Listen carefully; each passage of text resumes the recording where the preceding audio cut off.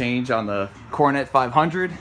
Got myself a nice little gentleman's mat so I'm not getting my back all dirty, and we're gonna drop the oil. So here's a little trick I like to do when changing the oil here on my 383. Put this piece of cardboard here because when the oil comes down, usually with the car jacked up like it is, it's gonna fall back here into the K-member and just pool up in here and here, and it's gonna be dripping out from all sides, coming out here, dripping out the back. So make a little ramp for the oil to come out. Should be a little bit smoother of an operation.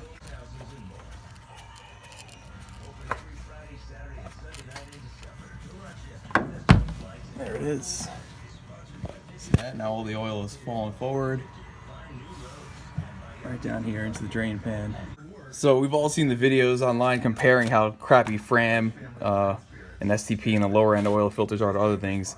I had this on here just for a few months. I know, not the best thing, but it's whatever. So you can actually use a Motorcraft, which is a Ford brand, which is much better, FL1A.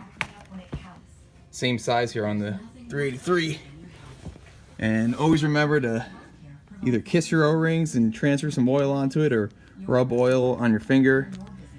And so this way the O-ring here is lubricated, so when it seals on, it doesn't get stuck the next time you go to take it off. Or it came off here, it almost got stuck over there. If the O-ring gets left behind here on the engine, and then you go to put the new one on there, and then you've got doubled up O-rings, it's gonna leak. Had that happen to me once. So now I've got a oil filter here.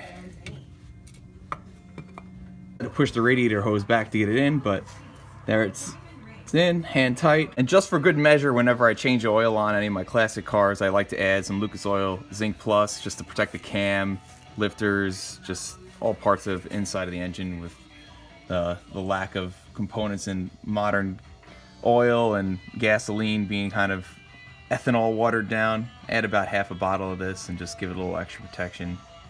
Make me feel good.